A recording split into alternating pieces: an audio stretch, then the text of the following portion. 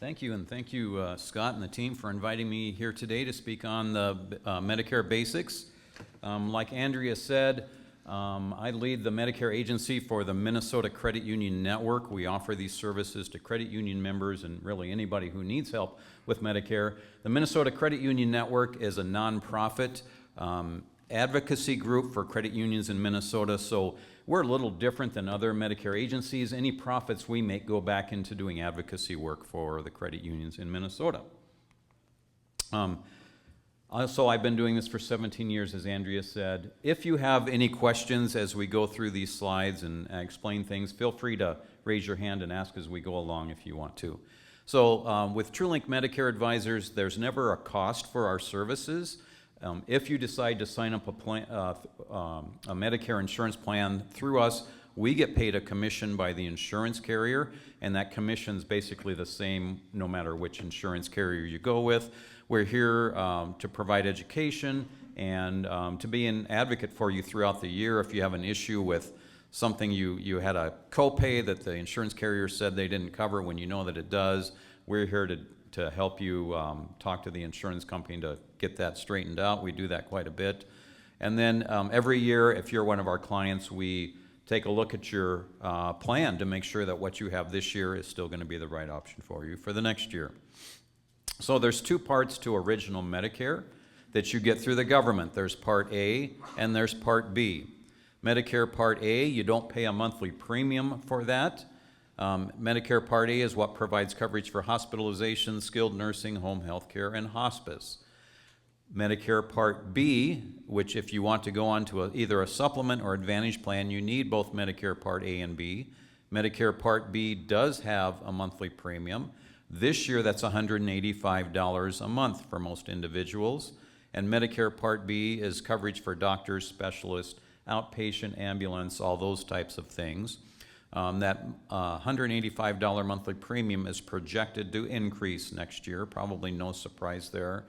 You get Medicare Part A and B through Social Security. So it sounds like some of the previous speakers can help you with that. We can also help you with that. You can go online to sign up for Medicare Part A and B at the Social Security website. It's ssa.gov. You can contact us. We can help you do it. You can go to your local Social Security office to do it.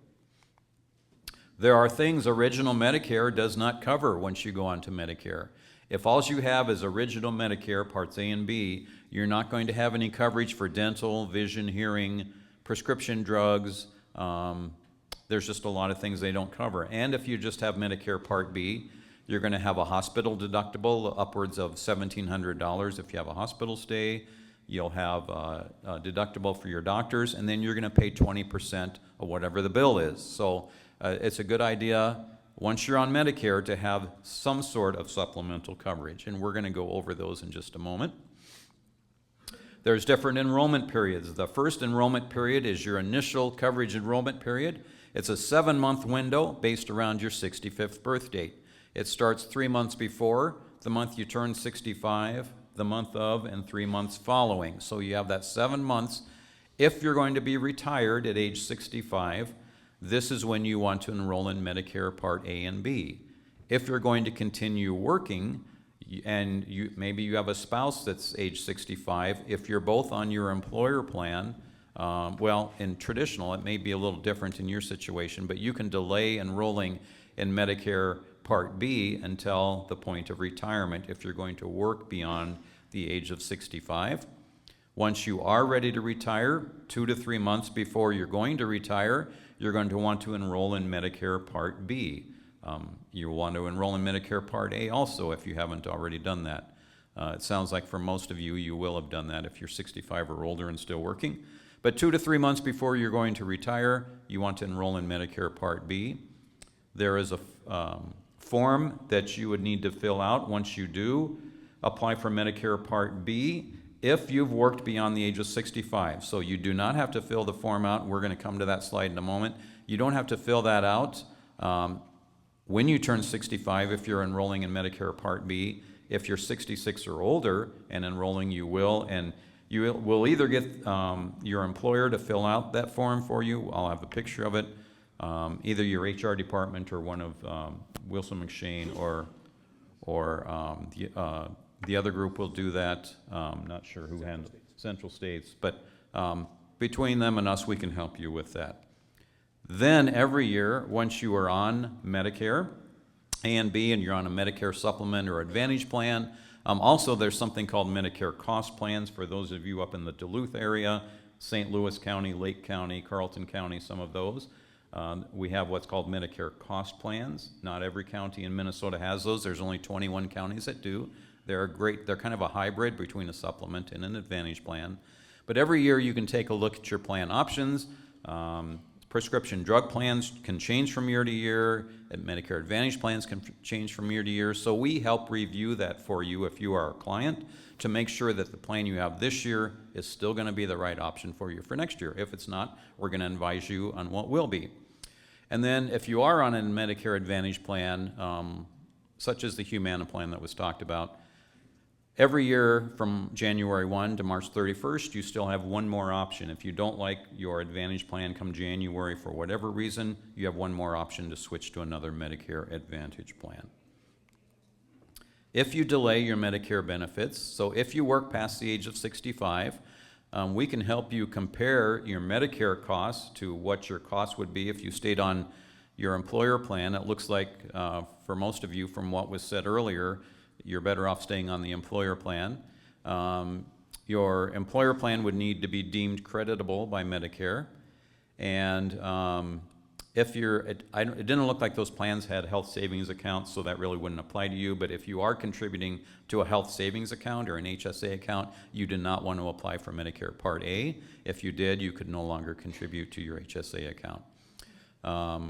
Again, when you're ready to retire 2 to 3 months before retirement and leaving your employer plan, you'll want to get signed up for Medicare Part A and or Part B. And this is what that form looks like, that either HR or one of the third-party providers would complete for you. This form will get submitted if you're age 66 or beyond and just applying for Medicare Part B for the first time. This form gets submitted at the time you submit your application for Medicare Part B, and this prevents any penalties for not having signed up for Medicare Part B at age 65. So a lot of people say, oh, someone told me if I don't sign up at age 65, I'm going to pay a penalty the rest of my life. That's not true. If you're still working and on an employer plan, you can delay enrolling in Medicare Part B. There is income impacts. There's extra help available for those people who would fall into a low income category. Once they're in retirement, that probably isn't going to be most of you, but maybe you know of someone, maybe a parent even, who might be struggling financially. There's something called extra help available that will lower or reduce their Medicare Part B premium. It'll lower the cost of their Part D prescription drugs. If they need help with that, they can contact Social Security or their local county Department of Human Services. There is a high income impact.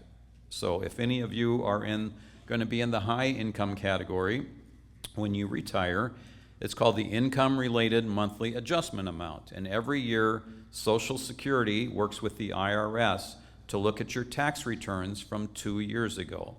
So they'll be looking at your federal returns and your modified adjusted gross income. If you are married and filing jointly, if your modified adjusted gross from 2 years ago was over $212,000 for that year, they're going to add on a surcharge to that $185 Part B premium, and that's in the middle column. And the higher your income goes, the higher your surcharge will be, and you'll get assessed that surcharge every month for the rest of the year, and then every year they reevaluate. It's always looking at your federal tax returns from 2 years ago. And if your income, there's a column for if you file singly, if you filed married, that threshold tends to go up every year. But if you fall into that category, just know you're going to have a surcharge that you're going to have to pay in addition to that Part B premium. So private health insurance options.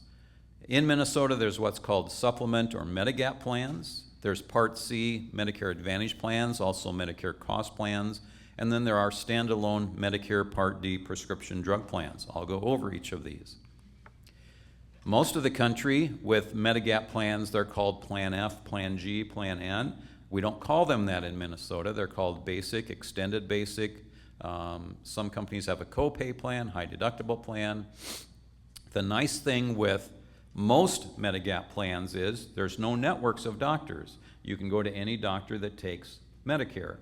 However, with Blue Cross Senior Gold, which was brought up earlier, which is an option to you, Senior Gold is what's called a select Medigap plan, and they do have a network. It's called the Blue Cross Aware Network. It's a pretty robust network, but everybody thinks, well, if I go on a Medicare Medigap plan, I won't have a network of providers that I'm limited to seeing. That's not true with Blue Cross Senior Gold. You still have a network of providers that you would have to be within to see. The nice thing with the Medigap plans, if you leave the state, maybe you go traveling, it's going to travel with you. If you move to another state, you can keep your Medigap plan that you have in Minnesota. When you first sign up for a Medigap plan, you won't be asked any health questions. In the past, if you signed up for one later, you would be asked health questions, and if you answered yes to any of those questions, you would be denied coverage for a Medigap plan. However, a couple years ago, the Minnesota legislature created an annual enrollment period for Medigap plans for people in Minnesota. So if you started out with a Medicare Advantage plan when you turned 65, you are still eligible during the annual enrollment period to sign up for a Medigap plan in Minnesota without the health questions up until age 70. If you do that, you are going to pay a premium, an additional amount on the premium. But that starts the fall of next year in 2026, so that's something unique to Minnesota and just a few other states across the country. But you would have that option up until age 70. And then with Medigap supplement plans, it's just your medical coverage. They don't give you coverage for prescription drugs or dental or vision. So if you wanted prescription drug coverage, you would need to add on a standalone prescription drug plan. If you wanted dental and vision coverage, you need to add on plans for that. The rate that was given, that $476 a month next year for that plan that's available through Wilson McShane, I can tell you this year, that rate seems kind of high because they add on the highest priced prescription drug plan from Blue Cross, and it is a reduction from the open market if you were to go with those two plans. However, if you went to the individual market for the Senior Gold plan this year, that's $310 a month if you're a non-smoker, and then you can find a prescription drug plan anywhere from $0 a month up to $100 or more. So you might save money if you go with the Medigap plan that route. You might save money if you go through the open market. We compare that to Medicare Advantage or cost plans, also Medicare Part C. With these plans, they combine your medical, prescription drug, dental, vision, hearing. You get free gym membership. There's extras you get with Advantage plans for one monthly premium. You don't have to add on and add on. However, with Advantage plans, there is a provider network that you have to stay within. Medicare Advantage plans, some states have a good reputation, some bad. Minnesota probably has the best Advantage plans in the country. There are some states, if you lived in, you may not want an Advantage plan. In Minnesota, there's carriers like Blue Cross where 98% of providers are in network. And if you go with an Advantage plan that's called a PPO plan, you're going to have coverage all across the country if you were to go with that.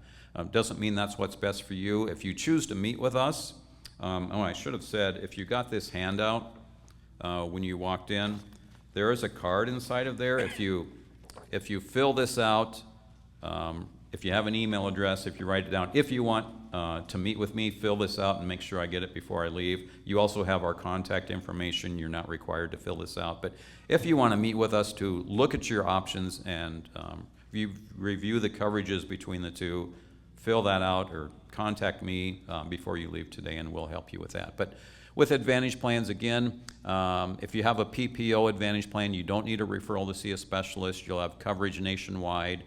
If you move to another state and possibly to another county, you would need to find a different plan depending on the plan that you're enrolled in. Medicare Advantage plans do not ask you any health questions when you enroll. With Medigap plans, they're going to ask you if you use tobacco or not use a tobacco user. With Medigap, if you're a tobacco user, your rates go up versus if you're a non-tobacco user. And then with a Medigap plan, if you do go that route, you would want to add on a standalone prescription drug plan, also called Medicare Part D. Every carrier that's available has a formulary, which is a list of prescriptions that they cover. Again, if you meet with us, we're going to ask you to have your list of prescriptions if you're taking any. We're going to look those up in the Medicare Plan Finder to make sure that whatever plan you go with, your prescriptions are going to be covered. We're also going to make sure whatever doctors or clinics you're using, that they're going to be covered. But within the formulary, there's different tiers of coverage. Tiers 1 and 2 are typically generic medications. Tiers 3 and 4 are going to be brand name medications. And then if you're on any specialty medications, that's going to be a Tier 5.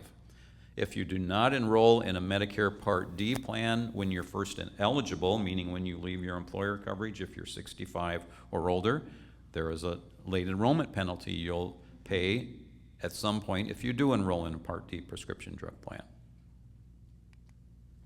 New in 2025 is the federal government is capping your costs when you're on Medicare for your prescriptions. So some people are on some very expensive prescriptions, and in the past there was something called the donut hole, where once your cost of your prescriptions reached a certain dollar amount, you had to pay 25% of the cost of your meds. That's gone away. That doesn't exist anymore. The federal government capped medication costs at $2,000 per year. So if you're someone who's taking some expensive medications, maybe like Wegovy or Mounjaro or Jardiance or Eliquis, something like that, and if you hit that cap before the end of the year, you no longer pay anything starting this year for your medications for the rest of the year. If you were to hit that $2,000 cap, and again, when we look up your medications, we're going to be able to tell you if you're going to hit that cap. But once you hit it, the insurance carriers are now required to pay 100% of your medication costs through the rest of the year once you're on a Medicare Part D plan. I've worked with some, one lady in particular, she hit that cap in the month of January. And for some people, coming up with $2,000 when you're retired can be pretty expensive. So the government is also requiring insurance carriers to offer a Medicare prescription payment program. They'll send you information on it. There's no cost to the plan. But if you're someone who's going to hit that cap early on in the year, and it's going to be, could be a hardship for you, when you sign up for this plan, you don't pay anything for your medications when you go to the pharmacy. Your insurance carrier will bill you, and they spread those costs out over 12 months instead of you getting hit in the first month or two. So this is an option that's new for next year, and it will continue on year after year. But it's been a good benefit for those people whose finances might be tight when they retire and have expensive medication costs. So premium costs with Medicare and private health insurance options. Just to recap here, Medicare Part A, you don't have a monthly premium if you've worked 10 years in the U.S. You've had the Medicare tax coming out of your paycheck. Medicare Part B this year is $185 a month. If you want some sort of supplemental coverage with Medicare, you have to have Medicare Part B. In Minnesota, Medicare Part C Advantage plans, they start at $0 a month and go up to well over $100 a month, depending on the type of plan you want. Again, these plans are going to include medical, prescription drug, dental, vision, hearing, all that together for one monthly premium. The other side is if you go with Medigap, if you go with a plan like Senior Gold, that's going to be over $300 a month this year. If you're a tobacco user, it goes even higher. And then you would add on a prescription drug plan. Those start at $0 and go up to over $100 a month. And then if you want dental and vision coverage, you would add those on too. And I sell both, and I have clients who buy one or the other. But we help guide you through what's important to you. Just because the Advantage plans may be more comprehensive and a lower monthly premium doesn't mean that's the right option for you. There may be reasons why you want to go with the Medigap plan, and when you meet with us, we talk you through that to help you decide what's going to work best for you. So, again, if you wanted to meet the handout that you got, if you didn't get a handout, there's some out on the table, but we have our contact phone number on there. If you fill out this form and leave it with me, I will send you an email thanking you for filling it out and just asking you when you need help. You're not required to, but I'd prefer to email and not phone call because, you know, we all hate being bothered with our cell phones ringing when we're standing in line at Target or something. But we would schedule complimentary consultation. There's never a charge for our services, and we're here to help. So with that, are there any questions? The question is, will you be locked out of Medicare if you didn't enroll at age 65? I enrolled in Part A, Yep. but will I be locked out of B and C? You will not be locked out of Medicare Part B. Again, that slide that I showed, there's a form that your employer will fill out. Once you do get ready to retire, you're going to want to apply for Medicare Part B 2 to 3 months before you retire.